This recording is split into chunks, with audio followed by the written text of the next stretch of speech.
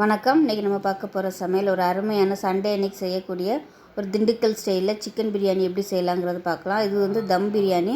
Taste பார்த்திங்கன்னா சூப்பராக இருக்கும். வீடு ஃபுல்லாக நல்லா பார்த்திங்கன்னா இந்த சிக்கன் பிரியாணியோட வாசனை தான் அவ்வளோ சூப்பராக இருந்துச்சு. இதோட பார்த்திங்கன்னா சிக்கன் கிரேவி, சிம்பிளாக பண்ணக்கூடிய ஒரு சிக்கன் கிரேவி, ரெண்டுமே காம்பினேஷன் நல்லாயிருக்கும். ஸோ வாங்க சிக்கன் பிரியாணியும் இந்த கிரேவியும் எப்படி செய்யலாங்கிறத பார்க்கலாம். பிரியாணிக்கு ஒரு பேஸ்ட் ரெடி பண்ணிக்கலாம். இதுதான் முக்கியமான நல்ல ஃப்ளேவராக கொடுக்கக்கூடிய பேஸ்ட்டு. இதில் பார்த்திங்கன்னா ஒரு 6 சின்ன வெங்காயம் எடுத்திருக்கேன். இதில் வந்து ஒரு 3 முந்திரி பருப்பு, நல்ல ஒரு கைப்பிடி அளவுக்கு பூண்டு எடுத்திருக்கேன். அதே மாதிரி இந்த சைஸுக்கு வந்து இஞ்சி எடுத்துக்கோங்க. நல்ல ஒரு விரல் நீளத்துக்கு ஒரு துண்டு, ஒரு சின்ன 3 பீஸ் வச்சுருக்கேன்.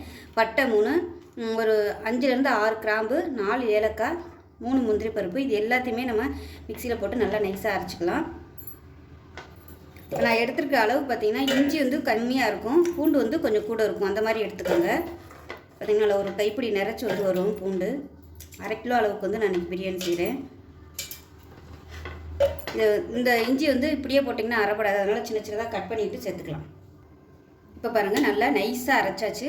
தேவைப்பட்டால் கொஞ்சமாக தண்ணி ஊற்றிக்கோங்க, ரொம்ப ஊற்றக்கூடாது. நல்லா ஒரு டேபிள் ஸ்பூன் இல்லை 2 டேபிள் ஸ்பூன் தண்ணி ஊற்றி இந்தளவுக்கு நல்லா நைஸாக அரைச்சிக்கோங்க. இந்த பேஸ்ட்டு தான் நல்லா வாசனை கொடுக்கும். இதை வந்து ஸ்மெல் பண்ணி பார்த்தீங்கனாலே உங்களுக்கு வந்து அந்த பிரியாணியோட கடைசி எண்டு ஃப்ளேவர் வந்து எப்படி வருங்கிறது வந்து இதிலே தெரிஞ்சிடும். அந்தளவுக்கு ஃப்ளேவராக இருக்கும். பட்டை, கிராம்பு, ஏலக்காய் நம்ம அரைச்சதுனால இப்போ தனியாக இருக்கட்டும். இதுக்கிடையில் கொஞ்சமாக காஃபி குடிச்சிட்டு பிரியாணி வந்து ஸ்டார்ட் பண்ணிக்கலாம். பொண்ணுக்கு வந்து இன்றைக்கி செமஸ்டர் முடிஞ்சிருச்சு, அதனால் இன்றைக்கி மதியமே வந்துடும், 1 மணிக்கெல்லாம். அதனால் சரி 1 வாரம் ஆச்சு போயிட்டு, அதுக்காக தான் இன்றைக்கி பிரியாணி. அவர் பிரியாணினா ரொம்ப பிடிக்கும். வந்தோடனே பிரியாணியில் என்னங்கப்பா, அதுவும் நீ சனி ஞாயிறுனா பிரியாணி இல்லை ஏதாவது சிக்கன் மட்டன் ஏதாவது இருக்கணும், இல்லைன்னா வீட்டே ரணக்கிழமை ஆக்கிடுவா.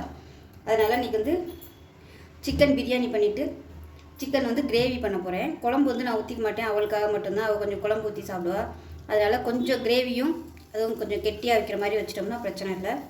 இன்றைக்கி வந்து 1/2 கிலோ தான் பண்ணுறேன். ஸோ இது வந்து அதிகம் தான் நைட்டுக்கும் சேர்த்து வச்சுக்கிற மாதிரி தான் நான் வந்து இன்றைக்கி கூட பண்ணுறேன். ஸோ ஈவினிங் வந்து மாவாட்டுற வேலை இருக்கிறதுனால நைட்டுக்கு இதே வச்சிடலான்ட்டு 1/2 கிலோ போடுறேன். இப்போ காஃபியை குடிச்சிட்டு வேலையை பார்க்கலாம். இந்த சைடு பார்த்திங்கன்னா 1/2 கிலோ அரிசி எடுத்திருக்கேன். அதாவது 1/2 கிலோ வந்து எவ்வளோ இருக்குங்கிறத டம்ளரில் வந்து அளந்துக்கோங்க. இந்த டம்ளரில் 2 டம்ளர் வந்து நான் வந்து போட்டிருக்கேன். இப்போ இது வந்து நல்லா 2-3 தடவை வந்து கழுவிட்டேன். நல்லா அதில் உள்ள அந்த கஞ்சி பசை போகிற அளவுக்கு நல்லா கழுவிட்டோம்னா சாதம் வந்து நல்லா உதிரியாக வரும். இது நல்லா கழுவியாச்சு. நல்லா ஒரு 20 நிமிஷம் ஊறட்டும். இப்போ பிரியாணி பாத்திரம் எடுத்துக்கலாம். 1/2 கிலோவுக்கு 100 ml அளவுக்கு கடலை எண்ணெய் சேர்த்துக்கலாம். தேங்காய் எண்ணெய் யூஸ் பண்ணிங்கன்னா டேஸ்ட் நல்லாயிருக்கும். நெய், எண்ணெய், தேங்காய் எண்ணெய் 3 கலந்திங்கனாலும் நல்லாயிருக்கும். நான் வந்து இன்றைக்கி வெறும் கடலை எண்ணெய் மட்டும்தான் சேர்த்துருக்கேன். எண்ணெய் லேசாக சூடாக ஆரம்பிக்கும் போது 100 கிராம் அளவுக்கு பெரிய வெங்காயம் நீளமாக நறுக்குனதை சேர்த்துக்கலாம். அதில் ஒரு பெரிய சைஸில் ஒரு வெங்காயம் சேர்த்திங்கன்னா உங்களுக்கு 100 கிராம் கரெக்டாக வரும். இது நல்லா பொன்னிறமாக வதங்கணும். இந்த அளவுக்கு வெங்காயம் சேர்த்திங்கன்னா போதும். ஏன்னா நம்ம வந்து சின்ன வெங்காயம் அரைச்சிருக்கிறதுனால இதுக்கு இந்த அளவுக்கு இருந்தால் போதும். இப்போ வெங்காயம் லேசாக வதங்கும் போது ஒரு 4 பச்சை மிளகாய் சேர்த்துக்கலாம். கண்டிப்பாக பச்சை மிளகாய் வந்து பிரியாணிக்கு ரொம்ப முக்கியம், நல்லா ஃப்ளேவராக இருக்கும். இப்போ இந்த வெங்காயம் வதங்க உப்பு சேர்த்துக்கலாம். நல்லா கோல்டன் கலரில் வரணும். அப்போ தான் வந்து பிரியாணி ரொம்ப நேரம் ஆனாலும் கெட்டு போகாது. சரியாக வதங்காமல் இருந்துச்சுன்னா ரொம்ப நேரம் ஆயிடுச்சுன்னா ஒரு மாதிரி கெட்டு போன மாதிரி ஸ்மெல் வரும். அதுக்காக தான் பிரியாணிக்கு வந்து எப்போவுமே நல்லா அப்படியே பொன்னிறமாக வரணும். அப்படியே நல்லா செவந்து வந்துச்சுன்னா பிரியாணி வந்து சீக்கிரமாகவே கெட்டு போகாது. அதே மாதிரி தக்காளி போடும்போது நல்லா வதங்கணும். அதுவும் சரியாக வதங்காமல் இருந்துச்சுன்னா உங்களுக்கு தண்ணிச்சத்து இருக்கையில் பிரியாணி சீக்கிரமாக கெட்டு போயிடும். இப்போ பார்த்திங்கன்னா வெங்காயம் நல்லா அப்படியே பொன் முருவலாக வந்துருச்சு. இப்போ நம்ம வந்து அரைச்சி வச்சுருக்க இந்த பேஸ்ட்டையும் சேர்த்துக்கலாம். முதல்ல இதை சேர்த்து வதக்கிட்டோம்னா வெங்காயம் வந்து சரியாக அதாவது வதங்காது. அதனால் வெங்காயத்தை நல்லா வதக்கிட்டு இதில் சேர்த்தோம்னா இது பச்சை வாசனை போக கலர் மாதிரி வரணும். ஏற்கனவே சொன்ன மாதிரி கலர் வந்து நல்லா மாறி வரணும். அப்போ தான் வந்து ஒரு பச்சை வாசனை போயிடுச்சுன்னு அர்த்தம். இப்போ பாருங்கள், மசாலா நல்லா வதங்கிடுச்சு. வெங்காயம், இஞ்சி, பூண்டெல்லாம் வதங்கி நல்லா அப்படியே ஒரு பேஸ்ட் மாதிரி வந்துருச்சு. அதே சமயம் பாருங்கள், எண்ணெயெல்லாம் அப்படியே நல்லா வெளியே வந்துருச்சு. இந்த ஸ்டேஜில் மிளகாத்தூள் வந்து நான் 2 டேபிள் ஸ்பூன் மிளகாத்தூள் எடுத்துருக்கேன். காரம் எவ்வளோ தேவையோ நீங்கள் அதுக்கு தகுந்த மாதிரி எடுத்துக்கலாம். 1லேருந்து 1 டேபிள் ஸ்பூன் சேர்த்துக்கலாம். நான் கொஞ்சம் காரம் அதிகமாகவே சேர்த்துருக்கேன். காரம் கம்மியாக வேணால் நீங்கள் 1.5 டேபிள் ஸ்பூன் சேர்த்துக்கோங்க. இப்போ இதையும் எண்ணெயில் வதக்கி விட்டுக்கலாம். நல்ல ஒரு கலர் கிடைக்கும். முதலே நம்ம மிளகாத்தூள் சேர்த்துட்டோம்னா இப்போ வெங்காயம்லாம் வதங்குறதுக்குள்ள ரொம்ப அப்படியே கருகி போன மாதிரி ஆயிடும். அதனால தான் நான் வந்து இந்த ஸ்டேஜில் சேர்த்துருக்கேன். இதையும் சேர்த்து நல்லா வதக்கி விட்டுக்கலாம். ஏன்னா நம்ம மஞ்சள் தூள்லாம் போடலை, வெறும் மிளகாத்தூள் மட்டும்தான். இப்போ இதில் ஒரு 1/2 டேபிள் ஸ்பூன் காஷ்மீரி மிளகாய்த்தூள் மட்டும் சேர்த்துருக்கேன் கலருக்காக. இது வந்து ஆப்ஷனல் தான், இருந்தால் சேர்த்துக்கோங்க, இல்லைன்னா வேணாம். இது சேர்த்திங்கன்னா அதில் வந்து நல்ல ஒரு ஃப்ளேவர் கிடைக்கும். அது காரம் இருக்காது, கலருக்காக மட்டும்தான். நான் வந்து இன்றைக்கி காரம் அதிகமாக தான் சேர்த்துருக்கேன். நீங்கள் யூஸ் பண்ணையில் காரம் வந்து கம்மியாக சேர்த்துக்கோங்க. அடியிலெலாம் உட்காந்துடாமல் நல்லா கிளறி விட்டுக்கோங்க. நல்லா வதக்கியாச்சு. 100 கிராம் அளவுக்கு தக்காளி சேர்த்துக்கணும். தக்காளியும் நல்லா மசிஞ்சு வரணும். இதில் கொஞ்சமாக தண்ணி சேர்த்துக்கலாம். அடி பிடிக்கிற மாதிரி இருந்துச்சுன்னா கொஞ்சமாக சேர்த்துக்கோங்க. நான் வந்து அரிசி ஊற வச்சுருந்த தண்ணி தான் சேர்த்துருக்கேன்.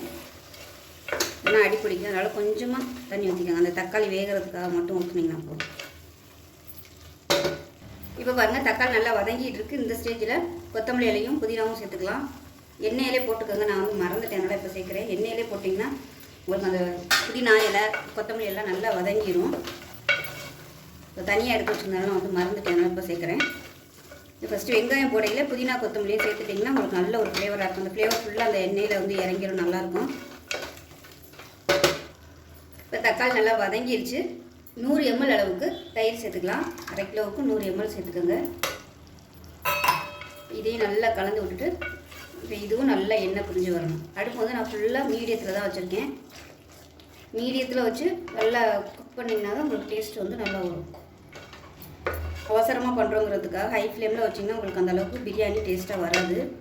மீடியமான ஃப்ளேமில் குக் பண்ணையில் தான் அந்த போட்டிருக்க பொருட்கள் எல்லாமே நல்லா ஸ்லோ குக்கிங் ஆகும்போது நல்லாயிருக்கும். மூடி வச்சிடலாம். இப்போ எப்படி இருக்குன்னு பார்க்கலாம்.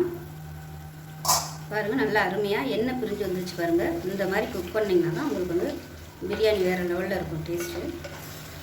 இப்போ வந்து எல்லாமே நம்ம போட்டாச்சு. சிக்கன் மட்டும்தான் பாக்கி. இப்போ அதையும் சேர்க்கலாம். 1/2 கிலோ சிக்கன் எடுத்திருக்கேன். ஒரு லெக் பீஸ் போடுறேன். 1/2 கிலோவுக்கு 1/2 கிலோ போட்டிங்கன்னா நல்லாயிருக்கும். இப்போ இதையும் சேர்த்து நல்லா கலந்து விட்டுக்கலாம். இப்போ இதிலே வந்து நல்லா குக் ஆகட்டும். சிக்கன் வந்து நல்லா வேகணும்.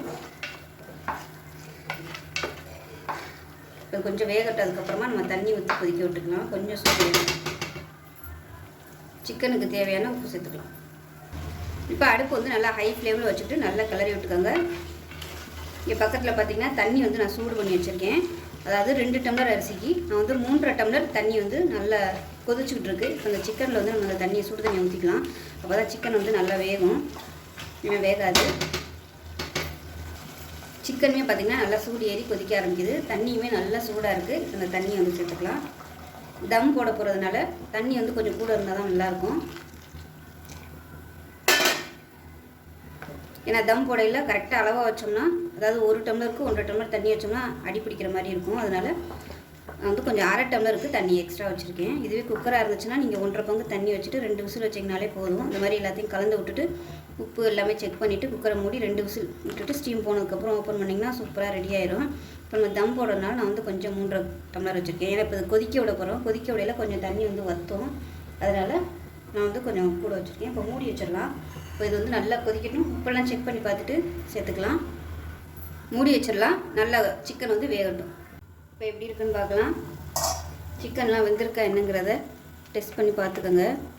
பாருங்கள், சிக்கன்லாம் நல்லா கொஞ்சம் வெந்துருச்சு.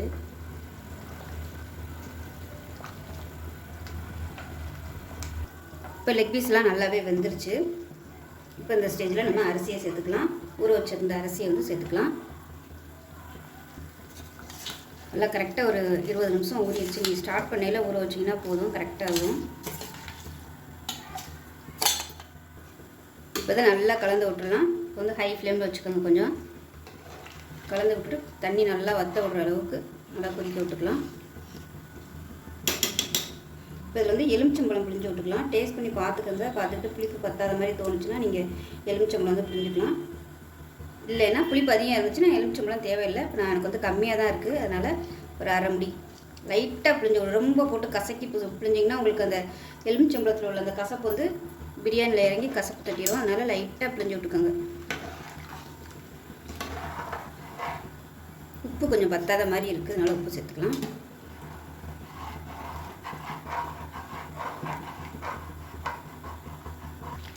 இப்போ பாருங்கள், நல்லா தம் போடுறதுக்கு கரெக்டாக வந்துருச்சு. தண்ணியும் அரிசியும் நல்லா ஒன்று சொன்னாப்பில் வந்துருச்சு பாருங்கள். இப்போ வந்து நம்ம தம் போட்டோம்னா பக்கத்தில் வந்து நான் தோசைக்கல் வந்து ஏற்கனவே காய வச்சு வச்சுருக்கேன். நல்லா அதாவது காற்று போகாத அளவுக்கு கரெக்டான மூடியை வச்சு மூடி வச்சுக்கோங்க. இப்போ தோசைக்கல்லை வச்சிடலாம். வச்சுட்டு நல்லா சூடான தண்ணி வந்து மேலே வச்சுருக்கேன். நல்லா முன்னாடியே சூடு பண்ணிவிட்டேன். இப்போ அதுவும் சூடாகிட்டு இருக்கு. இதை மூடி வச்சிடலாம். நல்லா ஒரு 20 நிமிஷம் அப்படியே தம்மில் இருக்கட்டும். தம் போனதுக்கப்புறம் பார்க்கலாம். இப்போ சிக்கன் பிரியாணி தம் போட்டு ஆஃப் பண்ணிவிட்டு அந்த அடுப்புக்கு மாற்றிட்டேன். இதில் வந்து நம்ம சிக்கன் கிரேவி செஞ்சுக்கலாம். இப்போ தேவையான அளவுக்கு எண்ணெய் சேர்த்துக்கலாம். 1/2 கிலோ சிக்கன் கிரேவி தான் இன்றைக்கி செய்ய போகிறோம். எண்ணெய் சூடானது கருவேப்பிலை சேர்த்துக்கலாம். 2 பச்சை மிளகாய் உடச்சிட்டு சேர்த்துக்கலாம். கருவேப்பிலை பச்சை மிளகாய் நல்லா பொரிஞ்சிருச்சு. நீளமான இருக்குன்னா வெங்காயம் சேர்த்துக்கலாம்.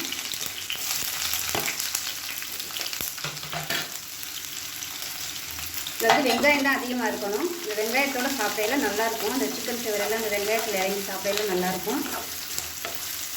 வெங்காயம் நல்லா வதங்கட்டும்.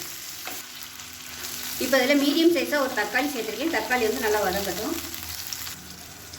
கொஞ்சமாக மஞ்சள்தூள் சேர்த்துக்கலாம். உப்பு கொஞ்சமாக சேர்த்துக்கலாம். இப்போ வெங்காயம் தக்காளி நல்லா வதங்கிடுச்சு. 1/2 கிலோ சிக்கன் வந்து சேர்த்துக்கலாம்.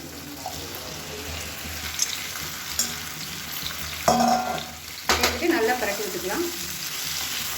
நல்லா அந்த கலர் மாறி வரணும். இப்போ இந்த சிக்கனுக்கு தேவையான உப்பு சேர்த்துக்கலாம். முதல்ல உப்பு சேர்த்துருக்கு. அதனால் பார்த்துக்கிட்டு இந்த சிக்கனுக்கு மட்டும் உப்பு சேர்த்துட்டு கடைசியாக உப்பு பத்தலைன்னா சேர்த்துக்கலாம். ஆனால் சிக்கன் வந்து கொஞ்சம் சுருங்கும். அதுக்கப்புறமா பத்தலைன்னா நம்ம உப்பு சேர்த்துக்கலாம். மூடி வச்சிடலாம். அந்த சிக்கன்லேருந்து அப்படியே தண்ணி விட்டு வரணும்.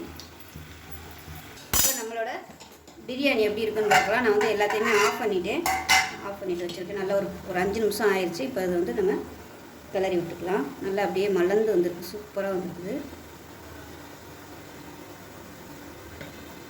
அடியிலேருந்து எப்பயுமே எடுங்க. அடியிலெல்லாம் கொஞ்சம் கூட பிடிக்கல. நல்லா சூப்பராக வந்துருக்குது. இப்போ நல்லா சூப்பராக வந்துருக்காங்க. சாதம் வந்து விதையாக இல்லாமல் நல்லா அருமையாக வந்திருக்கு. ஆற நல்லா வந்துடும். ரொம்ப போட்டு கலர்னா சாதம் வந்து உடஞ்சிரும். இப்போ அருமையான Dindigul style chicken biryani ready ஆயிடுச்சு. இப்போ பாருங்கள், சிக்கன்லேருந்து தண்ணி அதுவாக வந்துருச்சு பாருங்கள். தண்ணியெல்லாம் ஊற்றணும்னு அவசியம் இல்லை. அதிலே வந்து அது குக் ஆனாச்சுன்னா நல்லா டேஸ்ட்டாக இருக்கும். இதில் வந்து பொடி சேர்த்துக்கலாம். நான் வந்து அதில் ஒரு 2 டேபிள் ஸ்பூன் மிளகாத்தூள் சேர்க்குறேன். அதே மாதிரி தனியாத்தூள் பார்த்திங்கன்னா கிரேவி எவ்வளோ தேவையோ அதுக்கு தகுந்த மாதிரி சேர்த்துக்கணும். நான் வந்து ஒரு 3 டேபிள் ஸ்பூன் சேர்க்குறேன். ஏன்னா நம்ம அடுத்து முந்திரி பருப்பு தேங்காய்லாம் சேர்க்கல காரம் வந்து கம்மியாயிடும். அதனால் காரத்தை பார்த்துட்டு சேர்த்துக்கோங்க. நல்லா கலந்து விட்டுலாம். பொடியெல்லாம் சேர்த்து கலந்துட்டு தண்ணி எப்படி இருக்குங்கிறத பார்த்துட்டு பத்தலைன்னா கொஞ்சமாக தண்ணி ஊற்றிக்கோங்க. இது வந்து அப்படியே வேகட்டும். கொஞ்சம் வெந்ததுக்கப்புறம் நம்ம தேங்காய் பேஸ்ட்டை சேர்த்துக்கலாம். இப்போ எப்படி இருக்குன்னு பார்க்கலாம். பார்த்திங்கன்னா சிக்கன் ஓரளவுக்கு நல்லா வெந்துருச்சு 3/4 பதம். இப்போ நம்ம அரைச்சி வச்சுருக்க அந்த தேங்காய் பேஸ்ட்டை சேர்த்துக்கலாம். தேங்காய், முந்திரி, பட்டை, கிராம்பு, கசகசாய் சேர்த்துக்கலாம். சேர்த்துட்டு நல்லா கலந்து விட்டுட்டு நல்லா ட்ரை ஆகி வரணும். அதாவது ரொம்ப அப்படியே வறுவல் மாதிரி இல்லாமல் அப்படியே மசாலாவும் சிக்கனும் இருக்கிற மாதிரி வரணும். இப்போ நல்லா கலந்து விட்டுட்டு மீடியமான ஃப்ளேமில் கொதிக்கட்டும். இப்போ கிரேவி எப்படி இருக்குன்னு பார்க்கலாம். அதனால் நல்லா சூப்பராக வந்துருச்சு. இப்போ இது மேலாப்பில் புதினா கொத்தமல்லி வந்து நல்லா மேலாப்பில் நல்லா நிறைய தூவி விட்டிங்கன்னா அருமையான சிக்கன் கிரேவி ரெடி ஆயிடுச்சு. இது வந்து நீங்கள் இட்லி, தோசை, சப்பாத்தி, பிரியாணி எல்லாத்துக்குமே தொட்டு சாப்பிட்லாம். அருமையாக இருக்கும். இப்போ கலந்து விட்டுடலாம். காரச்சுன்னா உங்களுக்கு நல்லா அப்படியே அந்த மசாலாவோட நல்லா பரட்டினாப்பில் வந்துடும். உங்களோட வேணுங்கிற அளவுக்கு நீங்கள் வந்து தனியாக கொஞ்சம் கெட்டியாகவோ இல்லை பரட்டினாப்பிலையோ எப்படி தேவையோ நீங்கள் அதுக்கு தகுந்த மாதிரி வச்சுக்கலாம். அவ்வளோதான். சூப்பரான சிக்கன் கிரேவி ரெடி ஆயிடுச்சு. பிரியாணிக்கு மாற்றிடலாம்.